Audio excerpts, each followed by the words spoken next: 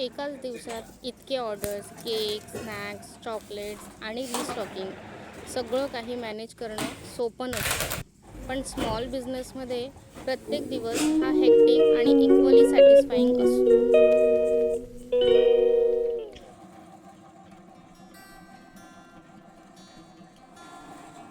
Actually हे जे आहे ते 2 ते 3 दिवसाचं शूट आहे, जे एकत्र मी तुम्हाला दाखवणार आहे. सो व्हिडिओ पूर्ण बघा. आजचा दिवस सुरू होतोय तो एका मोठ्या केकच्या ऑर्डरपासून. सो सगळ्यात अगोदर तर आम्ही क्रीम तयार करून घेतली आहे आणि ती पायपिंग बॅगमध्ये भरूनसुद्धा घेतली होती.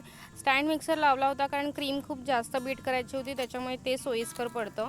आणि त्यानंतर झाल्यानंतर जो केकचा आहे ते स्लाईस करून, म्हणजे त्याचं जे लेयर्स आहेत त्या लेयर्स कटिंग वगैरे करून त्याचा केक जो आहे तो असेंबल करायला घेतला.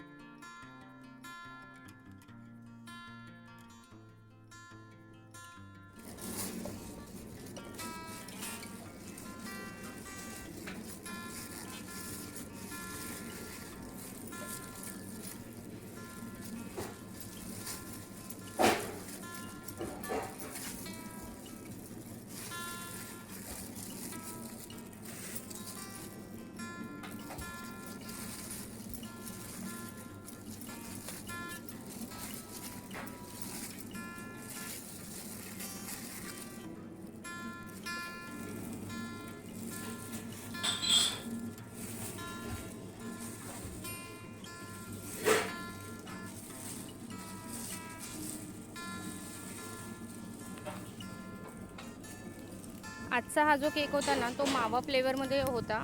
कस्टमरची ऑर्डर होती, मावा फ्लेवरमधला केक होता. सो मावा जो आहे तो पण आम्ही इनहाऊस फ्रेश बनवून मग हा केक बनवला होता. त्यामध्ये फिलिंगमध्ये सगळ्यात अगोदर तर क्रीमच्या वरती मावा भरभरून टाकला होता आणि त्याच्यावर तसेच ड्रायफ्रूटसुद्धा आम्ही टाकले होते. सो असं सगळं बेस्ट क्वालिटी दिल्यामुळेच कस्टमरला हा फ्लेवर खूप जास्त आवडतो. सो माझ्या मते ह्या सेम कस्टमरची मावा ह्या फ्लेवरसाठी ही 5वी ते 6वी वेळ असेल जे सलग त्यांना हाच फ्लेवर खूप आवडतो आहे. सो असा रिस्पॉन्स आहे आमच्या या मावा कुल्फी फ्लेवरचा. आणि मस्त असा जो केक आहे तो दोन्ही जे लेयर्स त्याचे टियर्स जे दोन्ही आहेत ते करून घेतले, असेंबल केले आणि छानसं असं त्याचं डेकोरेशनसुद्धा केलं होतं.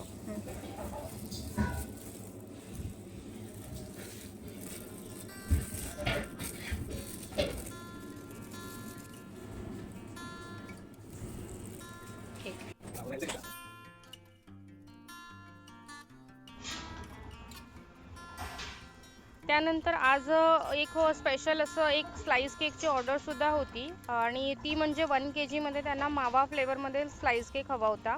ॲक्च्युली एका छोट्या बाबूचा बड्डे होता आणि त्यांना स्कूलमध्ये त्याला डिस्ट्रीब्यूट करण्यासाठी ह्या केकच्या स्लाईस हव्या होत्या. सो अराऊंड त्यांनी 1 kgमध्ये सांगितली होती ऑर्डर करायला आणि त्याच्यामध्ये मी काउंट तर नाही म्हणू शकत, पण अंदाजे एक 60 टू 65 पीसेस बसले होते. सो बड्डे ज्याचा होता तो बॉय असल्यामुळे मी थोडासा केकला त्या पद्धतीने थोडासा मार्बल इफेक्टसुद्धा देण्याचा इथे प्रयत्न केला. सो म्हणून मी त्या सगळ्यात अगोदर जे कलर कॉम्बिनेशन आहे ते व्हाईट आणि ब्ल्यू घेतलं होतं. रेग्युलर आमच्या ज्या म्हणजे जो केक असतो जो आमच्या काउंटरला असतो ना तो रेग्युलर एक नॅचरल म्हणजे त्याचा जो व्हाईट कलरमध्ये जो असतो बेस मावाचा कलर जो असतो ना सो त्याच्यामध्येच असतो. पण आज स्पेशल केक होता, स्पेशल कारणासाठी बेक केला होता. त्यामुळे म्हटलं की थोडंसं कस्टमाइज करूया त्याला आणि असं छान एक लुक पण देऊया. सो मार्बल इफेक्ट देऊन घेतला मी त्याला आणि छान असं टूथपिकने सुद्धा स्क्वेल करून मस्त अशी डिझाईन बनवून आली होती. अच्छा, इथे बेक झाल्यानंतर पण तुम्ही बघा की किती छान दिसतंय. त्याचा जो मार्बल इफेक्ट आहे ना तो खूप मस्त आला होता बेकिंग होऊन झाल्यानंतर. आणि स्पेशली बर्थडे जो आहे तो बेबी बॉयचा असल्यामुळे मी ही थीम दिली होती ब्ल्यू आणि व्हाईटची.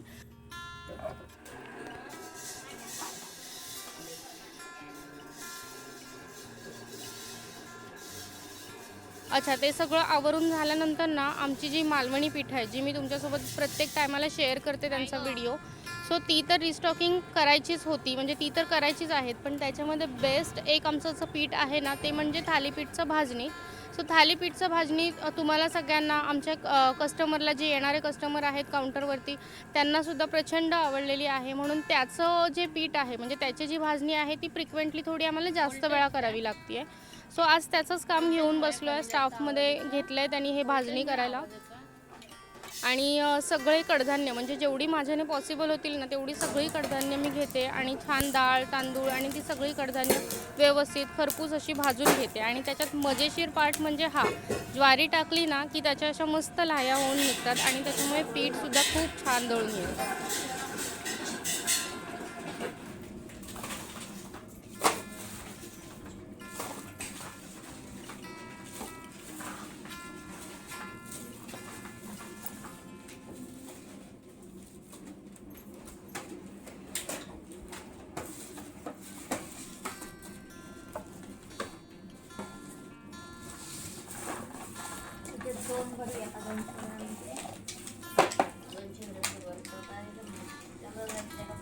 त्यानंतरचं महत्त्वाचं काम म्हणजे जे चॉकलेट रॅपिंग करून झाले होते. सो हे जे चॉकलेट रॅपिंग केलेत ना, त्याच्या आधीची क्लिप मी तुमच्यासोबत मागे शेअर केली होती की त्या दिवशी खूप सारे चॉकलेट्स बनवलेले होते आणि कंटिन्युएशनमध्येच ह्या क्लिप्स आहेत.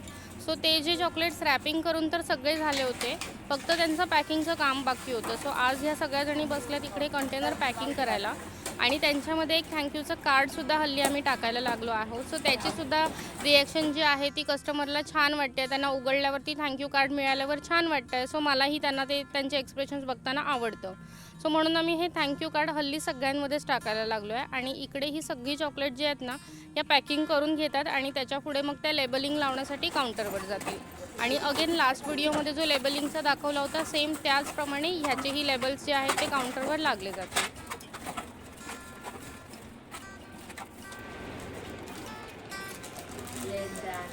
हे इथे जे आहे ना ते आता तयार झालं, ते आंबोळीचं प्रीमिक्स रेडी झालं आहे. सो आता ह्याला हे पुढे जाणार आहे सीलिंगसाठी आणि त्याच्यावर मग एक स्टिकर लागणार आहे. हायवेवर असणारं एकच शॉप आणि प्रचंड असा उन्हाळा, त्यामुळे आमच्याकडे कोल्ड्रिंकचं तशी मागणी खूप जास्त असते. सो ऑर्डर घातली होती कोल्ड्रिंकमध्ये आणि त्यांनी तो स्टॉक आणून दिला होता. तर म्हटलं की चला सगळ्यात अगोदर आपण जे कोल्ड्रिंकमधलं म्हणजे जे रॅक्स आहेत ना, ते प्रॉपर जे थोडे मोडे उरले होते कोल्ड्रिंकच्या बॉटल्स, त्या सगळ्या मी काढून घेतल्या. रॅक्स जे आहेत ते स्वच्छ करून घेतले, स्वच्छ पुसून वगैरे घेतले आणि त्याच्यानंतर आम्ही परत रिस्टॉकिंगसाठी ज्या अगोदरच्या बॉटल्स किंवा आत्ता आलेला स्टॉक असा सगळा आम्ही मागे रॅक्सवरती व्यवस्थित लावून घेतला.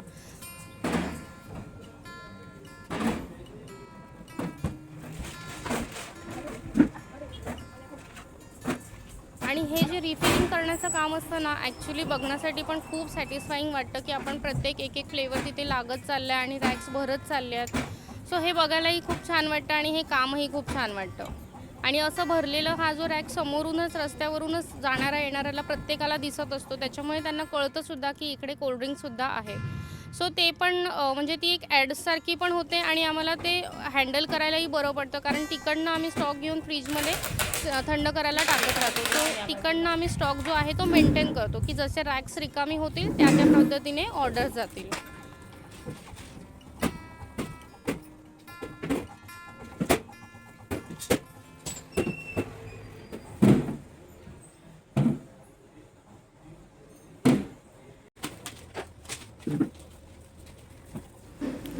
सो येस, फायनली कोल्ड्रिंकचं जे लावून घ्यायचं रिस्टॉकिंग होतं ते पण डन झालेलं आहे. आणि आता बघा तो जो रॅक आहे तो किती छान दिसतो आहे, किती अट्रॅक्टिव्ह दिसतो आहे.